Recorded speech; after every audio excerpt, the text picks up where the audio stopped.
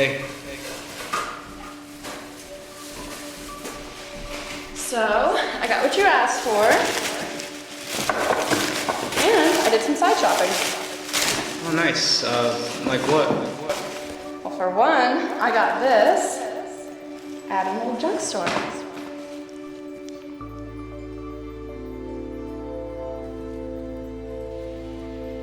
Ew. What is that? What do you mean, ew? It's cute. See? Christina, that thing is not cute. Oh, whatever. Jeez. That thing just makes me uncomfortable. Can you bring it back? No?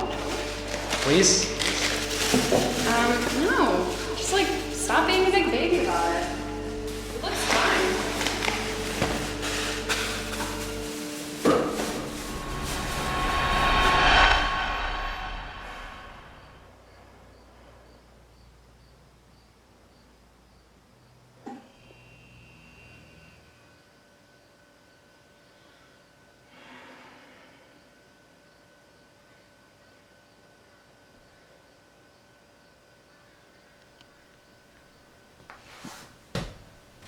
About 5 months ago, there was a chemical outbreak that spread across the nation, and then soon, the world.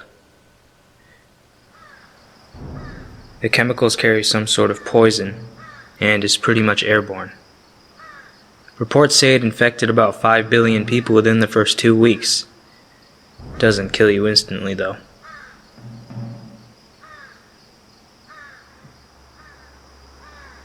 There are 3 stages. Stage 1, loss of memory. Stage 2, drowsiness and burning in the lungs. Stage 3, paralysis. After stage 3, it takes about 2 long hours to die, as the toxins break down your body from the inside out. A horrible death.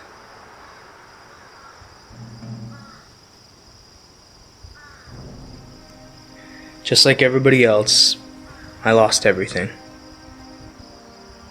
Before all this, me and my best friend Christina were living together to finish out school, so we wouldn't have to stay in dorms. When everything happened, we stayed in the house for a bit. We both got these devices that were handed out to society for a while, called nano-oxygenics, that were quickly developed to allow you to breathe with the chemicals in the air.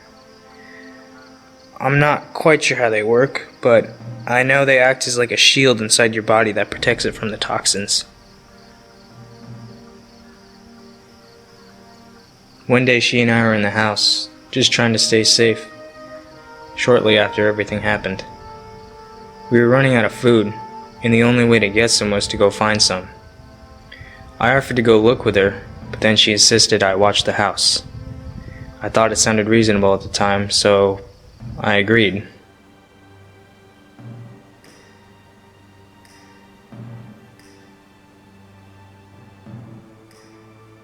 She left, and I was desperately waiting for her to come home for hours, but she never did.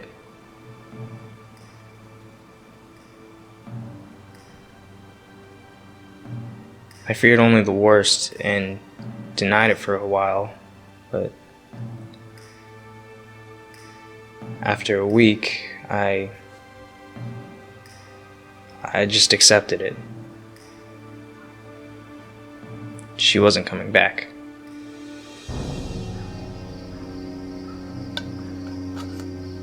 A few months later, I saw a small group of people walking towards the house. I didn't know if they were dangerous or not, but I wasn't taking any risks. I got out before they ever saw me. I found an abandoned lake house with some food and some clean water, which ran out fast. I haven't eaten in 6 days.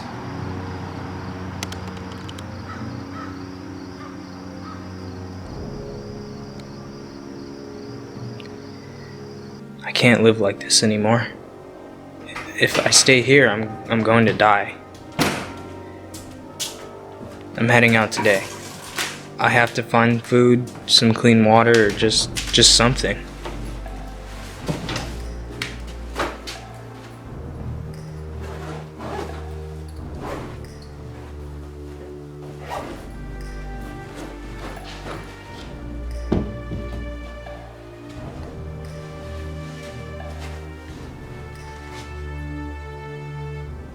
Either way, I'm probably dead.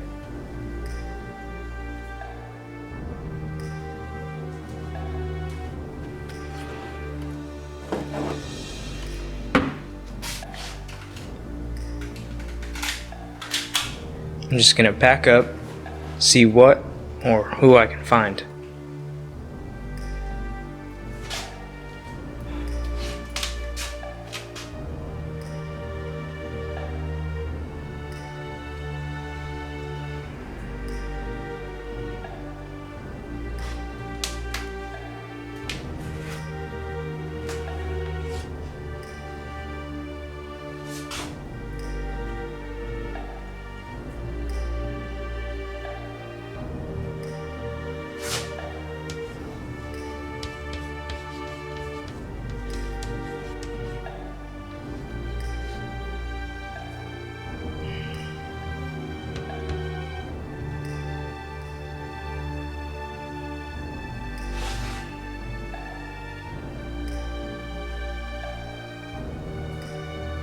Maybe I'll come back.